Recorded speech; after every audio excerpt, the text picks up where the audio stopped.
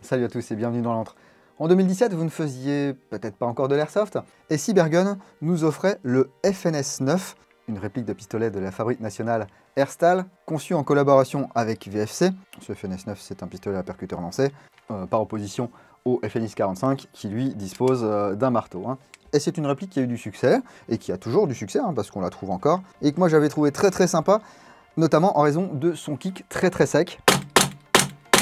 Voilà, pour un gaz, c'est un kick que je n'ai retrouvé quasiment sur aucun PA à gaz. On peut avoir des kicks comme ça sur du CO2, mais sur des pistolets à gaz, quand même, c'est assez rare. En plus, on avait des performances qui n'étaient pas trop mal, même par temps froid, contrairement au VP9 de chez VFC, par exemple. Et bien, dans quelques temps, nous aurons droit à un FN 509 version civile, entre guillemets. Le projet a commencé chez Cybergun, désormais c'est dans les mains d'Evic qui a racheté Cybergun, comme vous le savez. Et ce sera une version à chargeur CO2, et je vous le disais, version civile. Ça, on en parlera dans quelques semaines, les gars. Moi, ce dont je vais vous parler juste après Parole d'Airsofter, eh bien, c'est de la version FN 509 Tactical de chez Double Eagle. J'en ai ici un exemplaire. Vous le voyez, ce sont des projets de longue haleine parce que celui-ci date d'octobre 2023, et on en parle dans quelques minutes.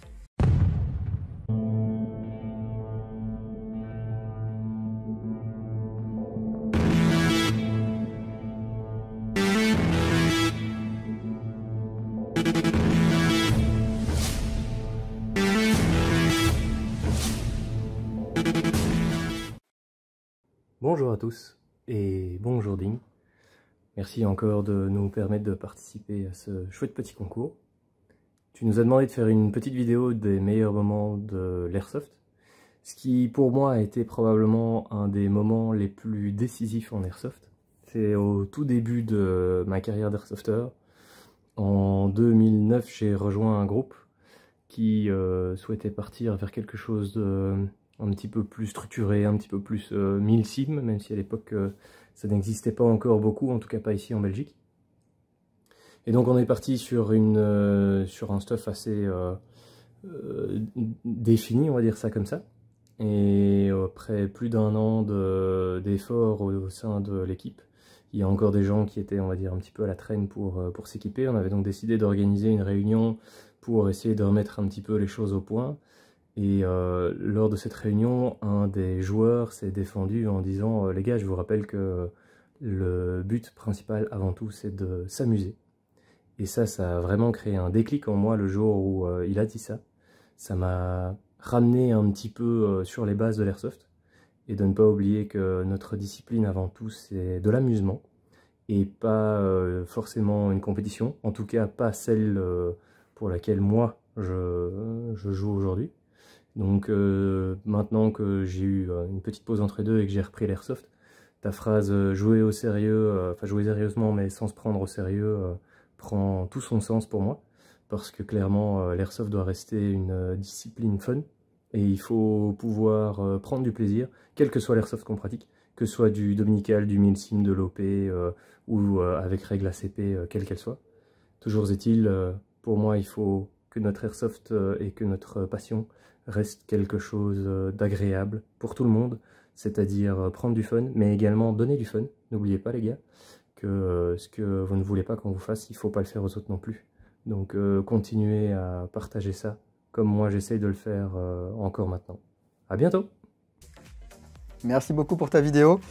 Le voici donc, oui, ce FN 509, ici en version noire, qui est une collaboration entre EMG ici et Double Eagle, et que vous retrouverez normalement entre fin février et mi-mars sur Evic Europe, en version noire et en version FDE, donc c'est du beige, pour un prix compris entre 130 et 140 €. En Asie, on en trouve déjà aux alentours de 125 $. Attendez peut-être un petit peu que ça arrive chez nous, vous paierez moins cher parce que 125 $ plus les frais de port depuis l'Asie, plus les taxes et les frais de transporteur, vous allez vous en tirer pour 200 balles juste pour être le premier à l'avoir.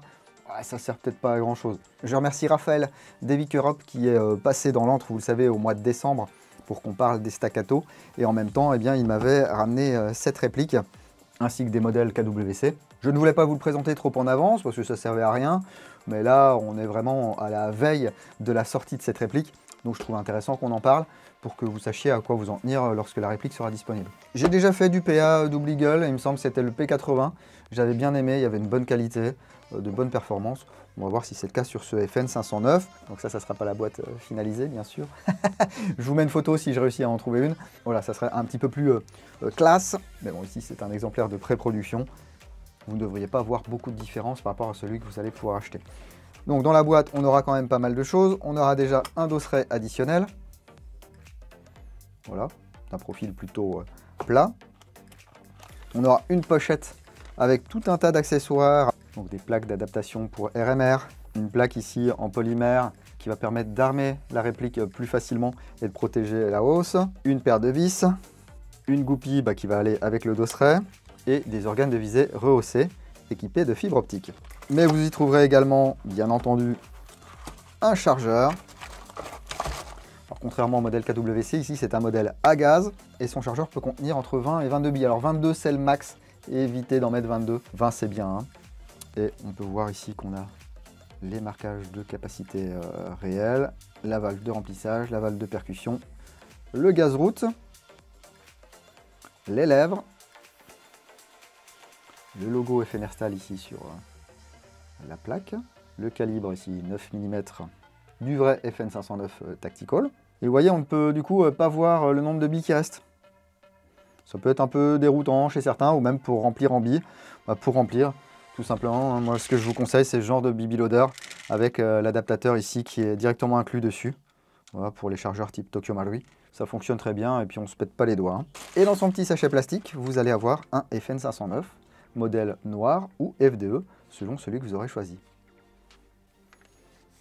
Voilà donc ce FN 509 Tactical. Il mesure 200 mm pour une masse avec son chargeur de 750 grammes. Donc forcément, comparé au FNX 45, c'est beaucoup plus petit. Et c'est à peu près équivalent au FNS 9. Alors pourquoi faire un FN 509 alors qu'il y avait déjà le FNS 9? Eh bien ce FN 509, il est fabriqué par FN America et il faisait partie des candidats pour le programme de remplacement du pistolet automatique de l'armée américaine. Vous savez que c'est le SIG P320 qui a gagné, mais FN avait quand même répondu à l'appel d'offres et proposé ce pistolet développé avec l'avis de Larry Vickers, qui est un ex-Delta. Et lors des tests, ils ont tiré plus d'1 million de coups pour dessiner et concevoir ce FN 509. Or, développer une arme, c'est jamais anodin, et surtout pour une appel d'offres. Et si on n'est pas gagnant de cet appel d'offres, il faut bien pouvoir le décliner pour certaines institutions, d'une part, et puis pour les tireurs sportifs également. Donc on retrouve le FN 509 en 9x19, le FN 510 qui est en 10 mm, et le FN 545 qui est en 45 ACP. La conception a eu lieu en 2015, et la production a commencé en 2017. Et là, ce FN 509, moi j'ai l'impression de le voir depuis 2018 ou 2019 sur les salons. Ça peut prendre très longtemps entre la planche à destin, le projet, les différents allers-retours entre les licensors, entre la FN Herstal ici en l'occurrence qui valide tous les prototypes et tous les projets, les fabricants, les fabrications de prototypes, le proof of concept, la pré-série, la série. Et bien vous le voyez, hein, celui-ci il date d'octobre 2023 et nous sommes en février 2025. Donc ce FN 509 Tactical, eh bien, il va avoir tous les avantages qu'un joueur d'airsoft peut rechercher. Bon, déjà c'est un gaz blowback, donc la glissière ici va reculer lors du tir. On a un canon qui est fileté. On a ici un emplacement pour un organe de visée, hein, que ce soit un RMR ou d'autres modèles, on verra ça tout à l'heure. Donc optique ready, des organes de visée qui sont modernes, une réplique qui est ambidex, on va voir ça tout de suite, et qui dit modernité, dit polymère. Donc ici, on a droit à une carcasse en polymère, voilà, qui est vraiment de très bonne facture et qui agrippe. Hein. Je peux vous le dire que là, FN, ils ont choisi vraiment un grip très sympa. Même ici, on a une espèce de mini stippling là qui vient bien accrocher. C'est vraiment très cool. C'est symétrique, donc droitier, gaucher, aucun souci. Ici, le logo de FN. Donc ici, on voit ce dosseret hein, qui est un petit peu bombé. Eh bien, on va pouvoir le remplacer par un dosseret plat si on préfère. On verra ça tout à l'heure. Donc au niveau des marquages, on retrouve bien sûr les marquages FN ici. 509. le calibre du vrai, 9x19. Le calibre également sur le canon externe, ici, au niveau de la chambre.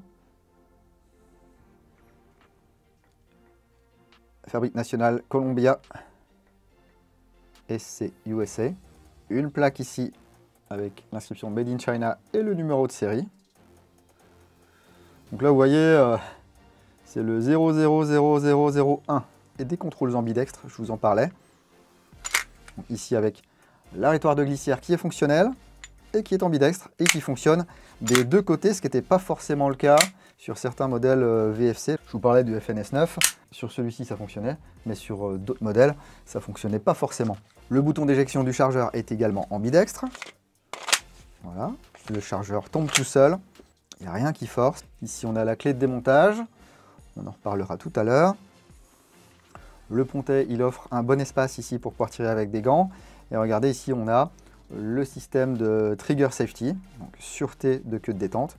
Si j'appuie ici, là, ça ne va pas partir. Si j'appuie là, ouais, ça déverrouille. Et là, je vais pouvoir initier le tir. On a des stries de préhension à l'arrière et à l'avant. Donc pour ceux qui veulent faire leur contrôle de charge comme les Américains, vous pouvez le faire. Sinon, vous allez faire comme ceci. Le faux extracteur ici est une pièce à part. Voilà, percuteur lancé, donc ici pas de marteau. Un rail Picatinny ici, qui va me permettre ici de monter une lampe. Une bague protège-filetage sur le canon externe, c'est du 14 mm anti-horaire, donc c'est parfait ça pour monter un traceur ou un modérateur de son. Si je veux aller jouer avec un effet de flamme ou de traçant, je peux mettre un Bifrost ou n'importe quel autre traceur, flash, tout ce que vous voulez. Donc on a bien ici l'aspect tactical qui est mis en avant sur ce FN 509. Je vous parlais des organes de visée, eh bien on a un guidon avec un morceau de fibre orange, une hausse avec 2 morceaux de fibre jaune. On vise, on tire. Alors le mien tire légèrement à gauche. Et ce qu'on va pouvoir ajuster ici, on verra ça tout à l'heure. Mais je ne pense pas parce que, alors c'est monté en montage queue d'aronde, mais il y a quand même des vis, donc on va devoir les fixer. Il n'y aura pas de réglage possible sur ces organes de visée. Mais une fois encore, comme c'est un exemplaire de pré-prod, il y a eu des changements depuis. Hein. Alors je vous parlais du kick du FNS 9 tout à l'heure. Ici, il est sans commune mesure, hein, parce que sur le 509, c'est beaucoup moins violent. Voilà. Alors ça claque un peu, mais c'est beaucoup moins violent. Et la queue de détente, ici, il y a quand même une course certaine. Mais on arrive sur un mur qui est bien identifié. Ici, je vais pouvoir continuer à tirer. Voilà, regardez, hop, voilà. Donc c'est en deux temps. 1, 2, 3. Le reset, hop, il arrive très vite. Et une fois qu'on est sur le point, là, on peut enchaîner. Et au niveau du poids sur la queue de détente, on va voir ça tout de suite. Parce que je sais qu'il y a des gens qui aiment bien utiliser les répliques d'Airsoft pour s'entraîner dans leur jardin. 1,36 kg. 1,20 kg. 1,20 kg. J'arrondis, hein, c'est 1,19 mais... 1,19 elle est quand même très régulière, cette queue de détente. Ça, c'est cool. Et regardez un petit truc sympa, je vous montre ça. Hop là. Vous voyez ici?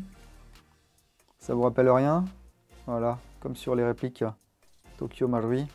On va pouvoir régler le hop-up sans démonter la réplique. Voilà, on a une petite molette ici qu'on va pouvoir actionner avec un petit tournevis. Ou alors, si vous avez des petits doigts et des ongles, avec le doigt, vous allez pouvoir augmenter ou diminuer le réglage du hop-up. Et ça, c'est très cool parce que ça nous fait gagner du temps. On n'est pas obligé de déposer la glissière à chaque fois. Je vous propose une nouvelle parole d'Airsofter. Et puis, on se retrouve pour les tests chronie, les tests sur cible et le ralenti. Salut, l'antre du dingo, moi c'est Foxme. Voilà, donc ça fait à peu près maintenant juste 3 mois que j'ai commencé l'Airsoft.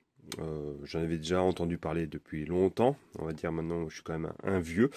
Donc voilà, donc je m'y suis mis cette année, donc j'ai pris cette petite PPK 20 voilà, de Well Pro. Donc voilà, donc c'est vrai que c'est en voyant tes vidéos qu'on prend l'inspiration. Donc voilà, donc elle est pas mal, c'est sympa. Je joue en Normandie, donc sur des terrains forêt et CQB. voilà, donc dans le Calvados. Donc après il y a aussi, voilà, pour m'équiper aussi un petit Glock. Voilà, des fois on craque, donc on achète un petit Glock Gen 5. Voilà, qui va peut-être un jour retrouver, voilà, être customisé. Donc c'est vrai que à la maison, ce qui est sympa, c'est que j'ai des imprimantes 3D et aussi des petites graveuses laser. Et peut-être une idée aussi de faire de l'hydro-dipping sur les armes. Donc voilà, donc bah, merci à toi pour ce concours et à plus.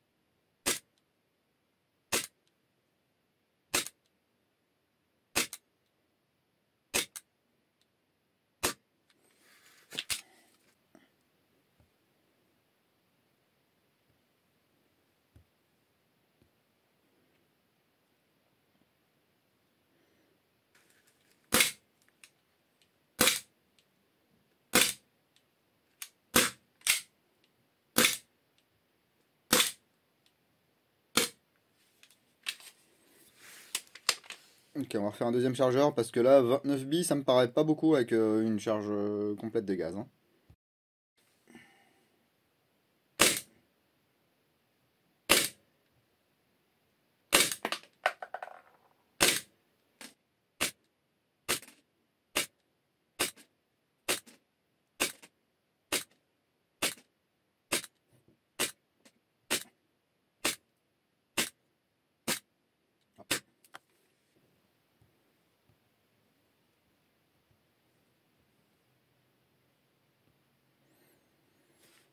Donc on est à 19 parce que j'ai un coup qui était pas parti.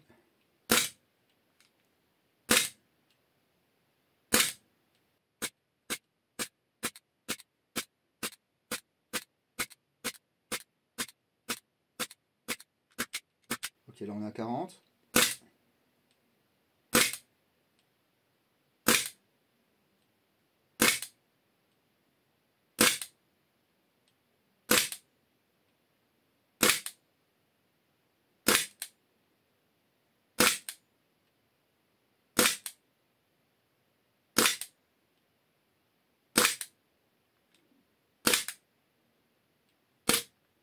Ok, 53 billes.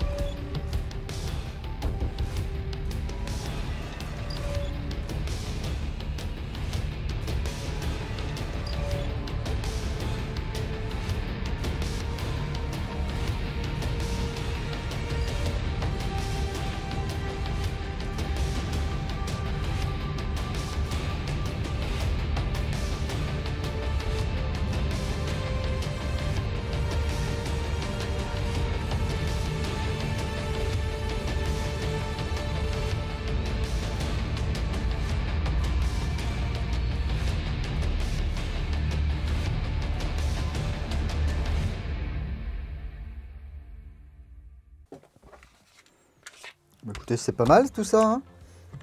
Alors je vous le disais, mon exemplaire il tire légèrement à gauche, donc j'ai dû compenser, surtout à 35 mètres. Donc c'est pour ça que je ne suis pas sur cible vraiment à 100%.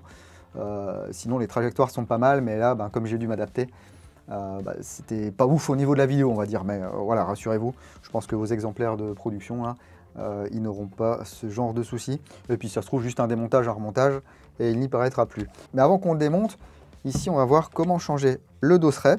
À ce niveau-là, vous avez une petite goupille à chasser.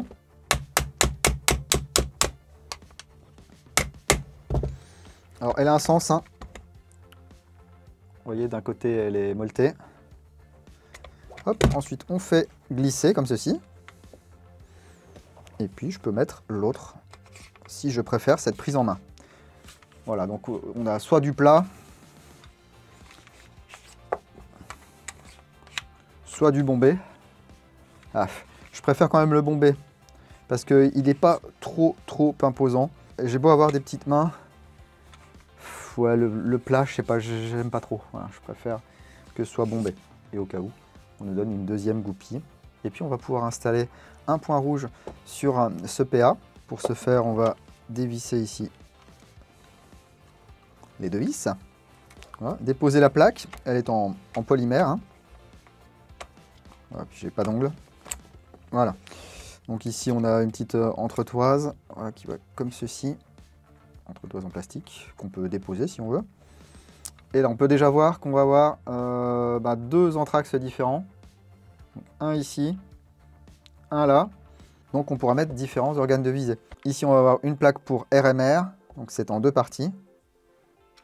Ici un morceau en alliage, un morceau en polymère. Ça va permettre de venir se prendre ici sur les deux ergots et d'avoir les vis là. Donc ici par exemple j'ai un point rouge Swan Deer, hop, qui va venir se placer parfaitement. Et là en théorie je devrais pouvoir utiliser les vis qui sont fournies. Elles me paraissent quand même bien longues, hein, donc le cas échéant vous allez en quincaillerie, hein, et puis vous achetez une paire de vis. Le tout c'est que ça ne vienne pas forcer sur le blowback housing. Vous voyez ici, elles sont trop longues. Voilà, je suis embuté et ça bouge. Mais bon, l'idée ici, ça va pouvoir être de voir qu'on peut mettre un RMR sans souci. Enfin, même si ici, c'est pas un vrai RMR, c'est pas un Trigicon. Voilà. Et si j'ai envie d'y mettre un modèle, eh bien, avec cet anthrax, je peux le faire. Par exemple, le point rouge Tokyo Marui ici. Hop, et je vais utiliser les vis d'origine. Mais si vous voyez, du coup, on ne peut plus viser avec les organes d'origine. C'est pourquoi on a une paire ici d'organes rehaussés qu'on installera tout à l'heure. Voilà, donc on a vraiment du choix et on a les accessoires pour pouvoir monter nos points rouges préférés. Donc ça, c'est vraiment très cool. C'est très appréciable de ne pas avoir à acheter d'autres choses. Et on a une autre solution également, c'est ici de venir mettre cette plaque. Tout le monde n'est pas forcément fanat des RMR, hein, c'est comme tout, hein, il y a des modes. On va regarder 3 mecs aux États-Unis ou en France qui font du tir RMR comme si c'était quelque chose de classique et de normal, alors que c'est pas forcément le cas. Et là, on va avoir la possibilité de venir armer comme ceci, ou contre un holster, ou contre un mur, ou contre ce que vous voulez. Voilà. Et en plus, ça protège la hausse. I am Batman. Allez, on redémonte cette plaque, parce qu'on va passer à la suite du démontage. On va regarder un petit peu ce qu'il a dans le ventre. Donc pour le démontage ici, on fait reculer, on fait pivoter la clé, et voilà.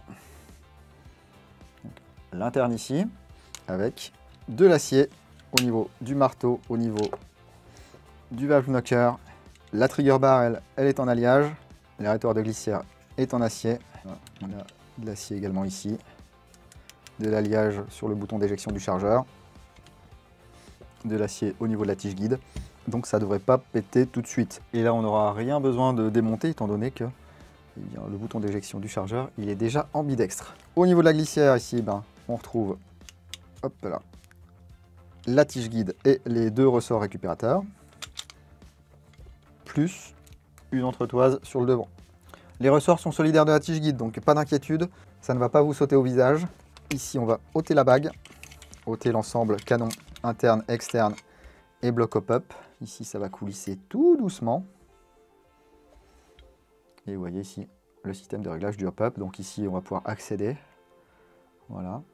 Et avec un engrenage de renvoi ici, on va pouvoir actionner la pièce qui vient appuyer sur le joint. Donc pour plus de hop-up, vous tournez vers vous. Pour moins de hop-up, vous tournez dans l'autre sens. Ici, on ne devrait pas avoir de surprise au niveau du hop-up. Alors la surprise, surtout, c'est que je veux pas... on va voir. Je veux pas flinguer les vis, parce que ça, c'est pénible. Des fois, c'est serré un petit peu trop fort. Alors, est-ce que c'est du 1,5? Déjà, on ne sait pas si c'est une clé Allen, on ne sait pas si c'est une clé Torx. Déjà, ça, c'est un petit peu embêtant.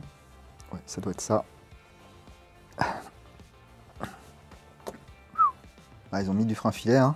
On va essayer de le faire fondre. Ça vient ou pas? Oui, ça vient. Donc, forcez jamais. Si ça ne veut pas venir, vous chauffez. Ouais, je ne sais pas si vous allez voir, mais il y a effectivement une pointe de frein filet. En fait, le fait de chauffer, vous allez faire fondre le frein filet quand il y en a. Vous allez pouvoir aussi débloquer certaines vis, même quand il n'y a pas de frein filet. Voilà. Moi, je préfère souvent quand même prendre la panne d'un fer à souder. Et surtout, vous appuyez bien sur l'empreinte de votre tournevis pour pas que ça ripe. Parce qu'une fois que c'est chibré, ça, sinon, vous êtes obligé de percer, d'extraire la vis, hein, et puis de trouver une vis de remplacement. Et comme souvent, les assembleurs, les constructeurs, eh ben, ils utilisent de la vis un peu cheapos. Et ici, je suis en train d'arrondir la vis. Et du coup, de déglinguer la réplique qui m'a été confiée par Raphaël. Ce qui ne me fait pas plus plaisir que ça, je vous avoue. Quand c'est ma réplique, bon, bah, c'est comme ça, quoi. Là, je sais qu'il m'en voudra pas. Et moi, ça me fait un peu suer d'endommager du matériel qui n'est pas à moi. Surtout une vis de bloc hop-up, quoi. Enfin, je veux dire, normalement, il n'y a pas besoin de mettre du frein filet là-dessus, quoi. Faut pas exagérer.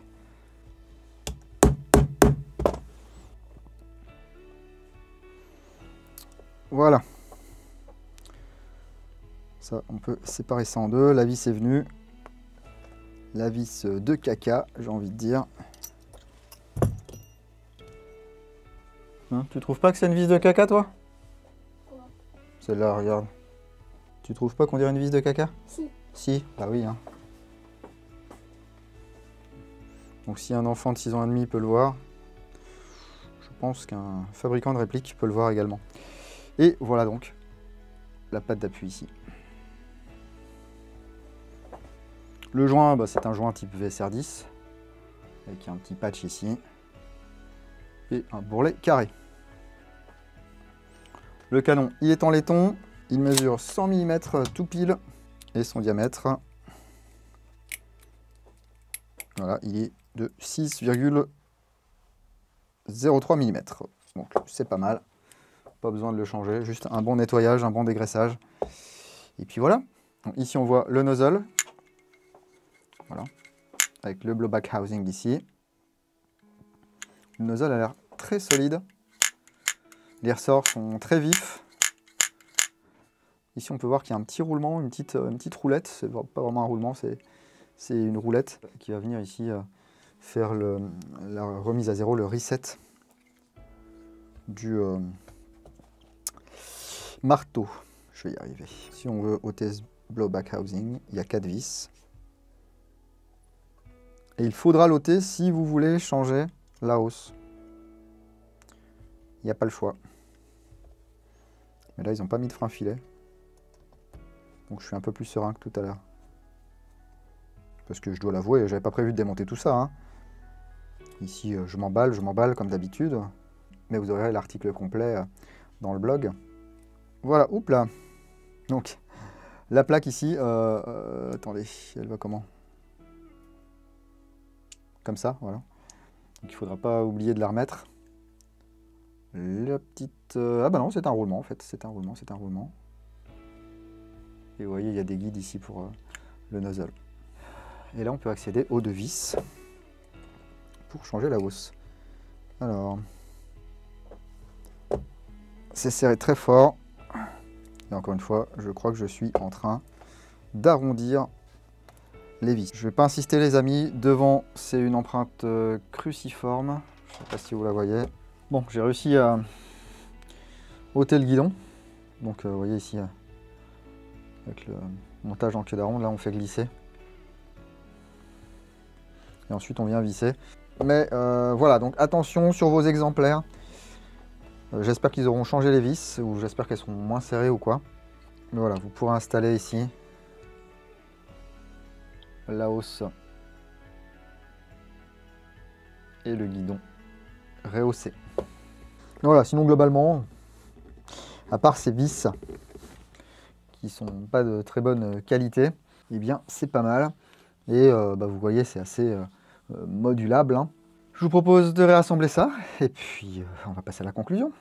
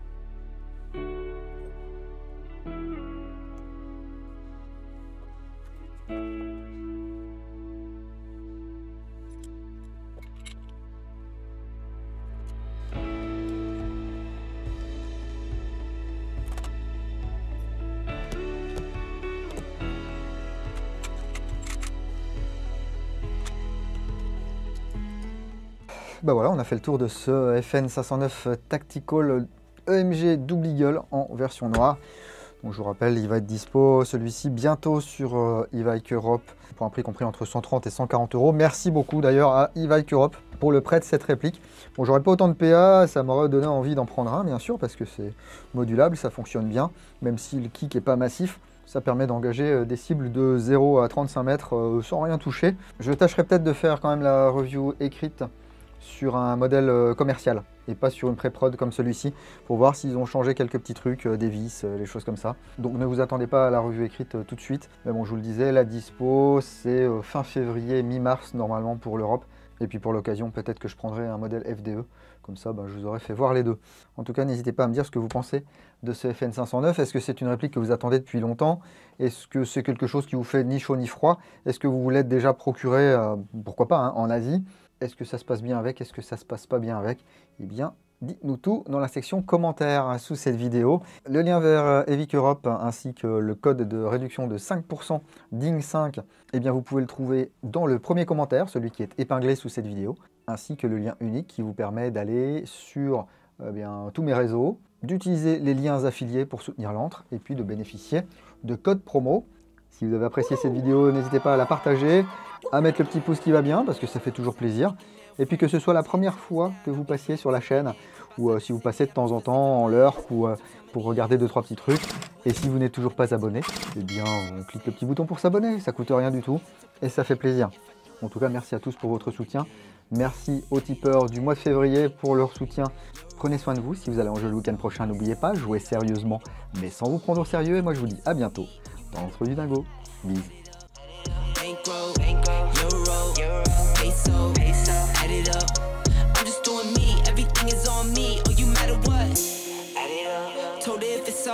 Everything is on me, gon' back it up. Matter what? Told you I'ma do me. Why you hating on me? It's not adding up. I do roll like a Mack truck. Country heart, I might cop a farm and go act up. Lot of scars, I was cold hearted, now I'm back up. Keep it real, I do this once a month. I don't rap much. I just take the money and go stack up. Only buying car to get tatted up. All that other bull, it don't matter much. fold. I done doubled up on the workload. I think I fell in love with the bankroll. Pray up, get money, then we lay low. Then we lay low. Add it up, bankroll, euro, peso, add it up. I'm just doing me, everything is on me. Oh, you matter what? Add it up, bankroll, euro, peso, add it up. I'm just doing me, everything is on me. Oh, you matter what? Add it up. Told her if it's all me, everything is on me. Gon' back it up. Matter what? Told ya I'ma do me, why you hating on me? It's not adding up. Add it up. Told her if it's all me, everything is on me. Gon' back it